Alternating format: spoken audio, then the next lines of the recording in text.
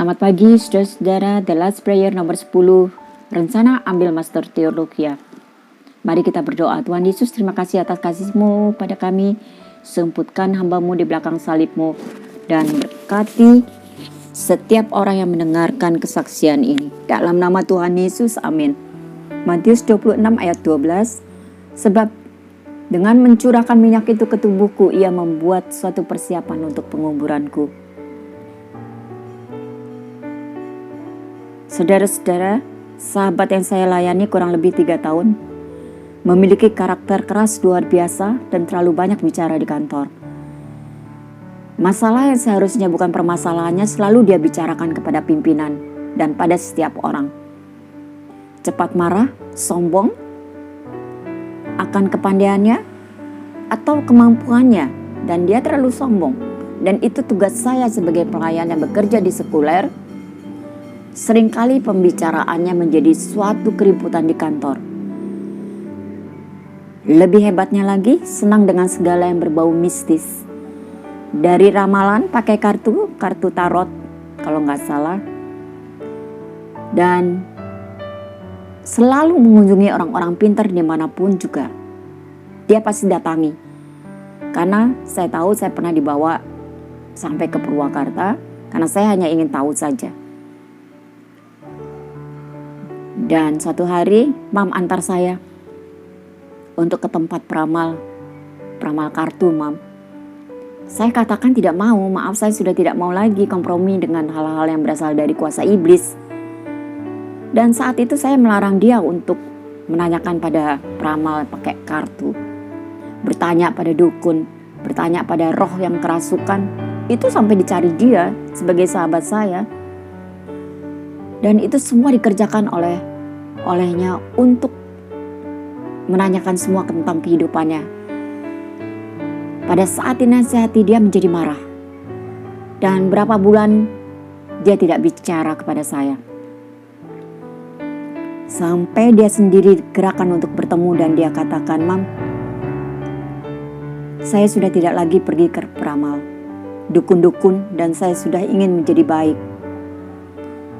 Baiklah, saya bilang, karena apa yang saya katakan pada dia, semua terjadi.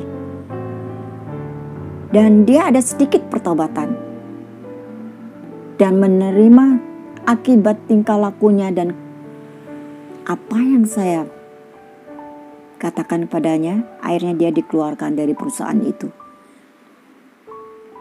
Karena karakternya tidak berubah, tingkah lakunya tidak berubah. Dan saya sudah katakan itu sebelum semua terjadi. Karena hubungannya adalah dengan karakter yang buruk. Dan terus dia konsultasi rohani kepada saya. Dan hampir setahun lebih saya tidak bertemu karena COVID. Tapi pada suatu hari tanggal 19 Desember 2020, sebelum saya pulang ke Surabaya untuk bertemu dengan sahabat saya ini di Kerawang. Makan siang di sebuah kafe di mana kami biasa bertemu pada saat bekerja di kantor yang sama. Kami berdua melepas rindu dan saya terkejut dia membawa begitu banyak makanan dan sangat berlebihan. Beserta sebuah daster, padahal saya hampir tidak pernah memakai daster. Lalu saya katakan padanya bahwa kalau punya hati berbelas kasihan pada orang, hatimu sudah dijamah dan alangkah baiknya menjadi seorang pelayan Tuhan. Karaktermu sudah berubah. Apa yang membuatmu menjadi orang baik? Saya tanyakan pada dia seperti itu. Lalu dia sharing bahwa dia banyak berdiam diri, tidak pernah lagi campur tangan pada permasalahan orang. Dan tidak mendengarkan lagi kata-kata kosong dari orang-orang. Dia hanya duduk diam dalam pekerjaannya dan mencari Tuhan. Lalu sahabat saya ini menangis. Sangat deras air matanya yang mengalir di depan saya. Betul-betul tidak bisa dibendung sampai saya bingung. Lalu saya tanyakan, loh, kenapa salahkah saya berbicara? Lalu jawabnya, tidak, Mam. Tapi Mam, kenapa bisa bicara seperti itu bahwa saya mempunyai hati untuk pelayan Tuhan? Karena saya kesini bertemu Mami, ingin menyampaikan pada Mami bahwa saya minta dituntun untuk menjadi hamba Tuhan, yaitu dengan sekolah teologi. Saya sudah dapatkan sekolah itu di Cikarang. Dan apakah ini baik buat saya? Saya memberi nasihat sambil makan sebelum pulang.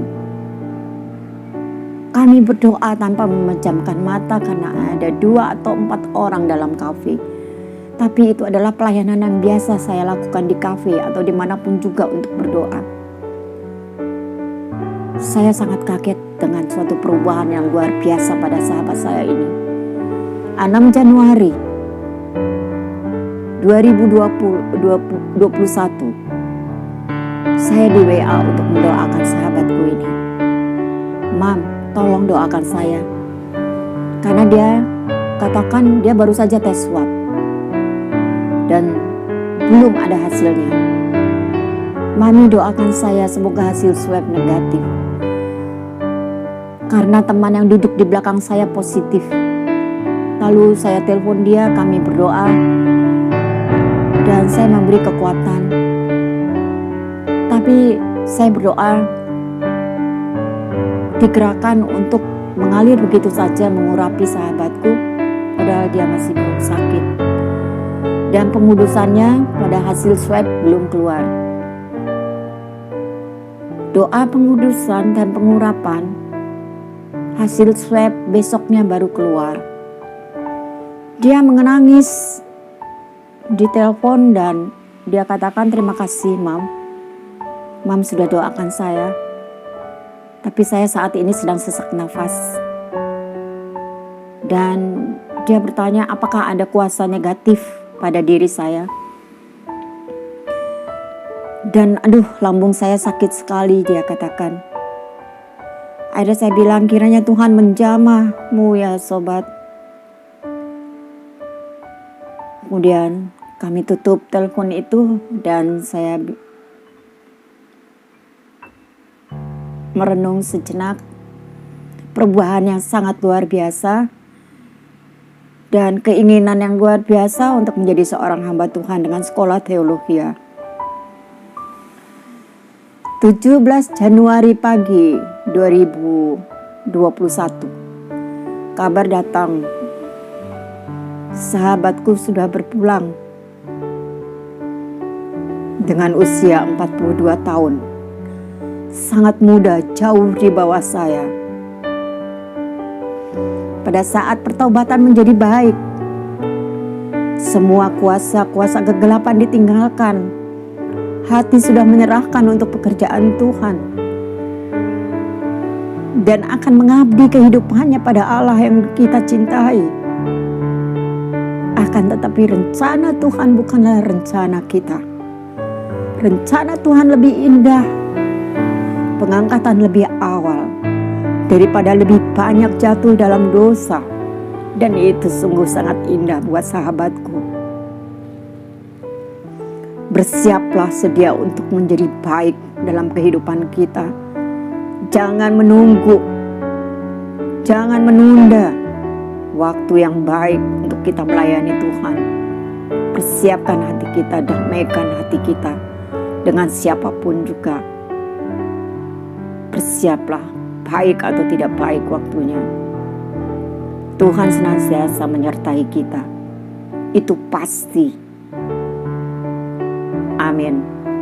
Mari kita berdoa. Tuhan Yesus, terima kasih untuk kesaksian ini. Biarlah Engkau menyiapkan kami semua segambar dengan Engkau tiap hari menjadi baik dan menghadapi kehidupan ini penuh dengan sukacita dan damai sejahtera. Berkati bangsa dan negara kami, Bapak Presiden dan jajarannya, para tenaga medis dan TNI Polri, para hamba Tuhan, dan berkati kami semua. Jauhkan dari bencana alam dan COVID-19 ini Tuhan Yesus. Dalam nama Tuhan Yesus, amin.